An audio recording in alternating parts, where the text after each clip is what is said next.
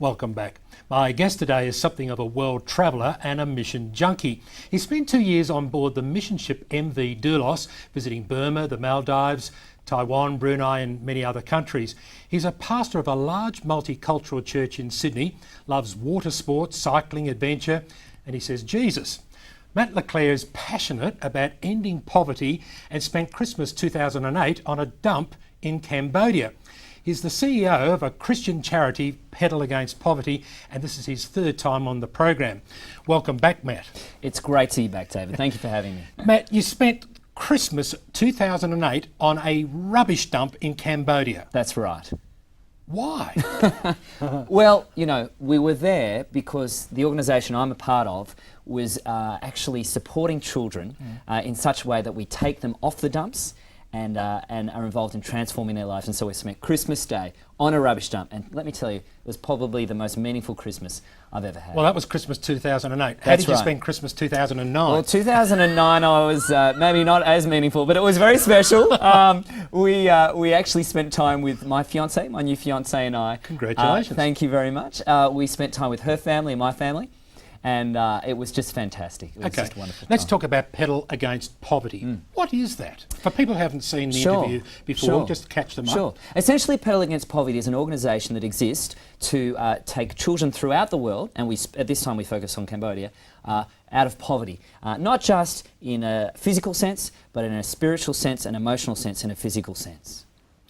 Poverty. Jesus talked about poverty. In fact, he said, the poor will always be among you. What do you think Jesus was talking about there? Yeah, absolutely. Well, when you think about Jesus' comments there and even elsewhere in Luke, he was concerned not just for the poor then and there, he's concerned about the poor physically, emotionally and spiritually, isn't he? He's concerned to reach, he came as a doctor to the sick and the broken. So he came to help them, not just that they might know Jesus, know him, but they also might physically be helped. And so the challenge is actually on us, not to focus on the poor, but the challenge is on us to do something about the poor. We're to be ambassadors, not just with the gospel, clearly, but also in physical care. And I think that brings the hope of Jesus and the kingdom, not just with the word, but also with deed. Now, Pedal Against Poverty sort of suggests that you're actually on a bike pedalling, as opposed to the other kinds of pedalling that takes place. We're not pedalling anything else.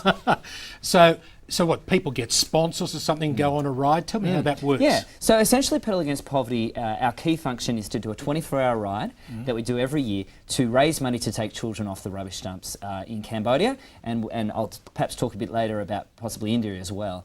So we don our lycra and we ride around the New South Wales Cycling Criterium Circuit next to the Olympic Velodrome every year to raise funds to take children off the dumps.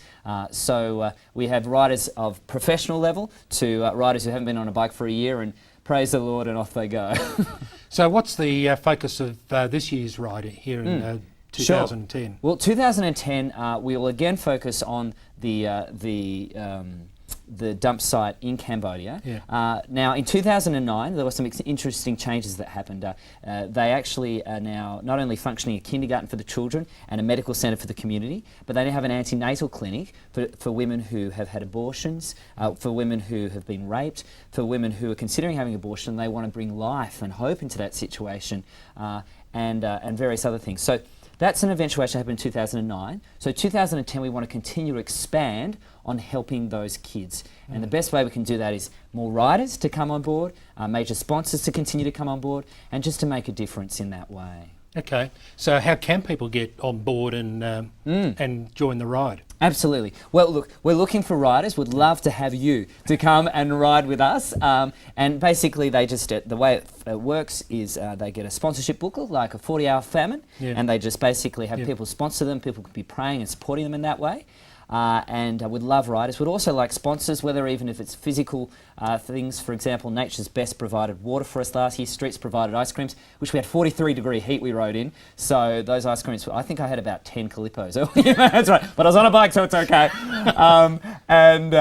So if they'd like to come and ride, if they'd like to sponsor us even with water or financially, those are the two key ways they can help us. Matt, you come across as being a very passionate person. You're going to be getting married soon. You've got all sorts of reason to be passionate. I'm very passionate. But why are you so passionate about poverty? There's something, there's a story there. You must have become passionate about it for something. What happened? What turned the light on? Absolutely. Look, it's been a journey. Some of those key aspects has been when I was on the doulos, travelling around the world. For example, we worked with kids in Papua New Guinea who were homeless kids. We took them on board, we fed them, but then we sent them home. And home was the streets, you know.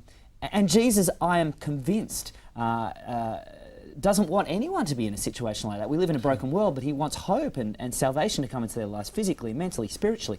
So that moved me. And then my senior pastor went to the rubbish dump in the beginning of 2007 or 8, and he spoke, he saw the kids, and it was desperately moving, this dump that is on fire, literally, because of the methane gases rising. He came back, showed me the pictures, and I thought, this is ridiculous. No one needs to live like this. So I got passionate about it there. And then I obviously spent Christmas with the kids and was just moved, and local people looking after it that are accountable, and time is up, but you know, you're going to go to India and go with the Untouchables. Hopefully not on your honeymoon. No, well that's right. After our honeymoon, we're going to Tasmania for our honeymoon. Spend Christmas on a rubbish dump, not to honeymoon with the Untouchables in India. But there are people obviously there that are obviously crying out for need. Absolutely. Thanks for joining us today. I've been talking with Matt Leclerc, CEO of Pedal Against Poverty. We'll see you after the break. Yeah, thanks. Thanks for coming on.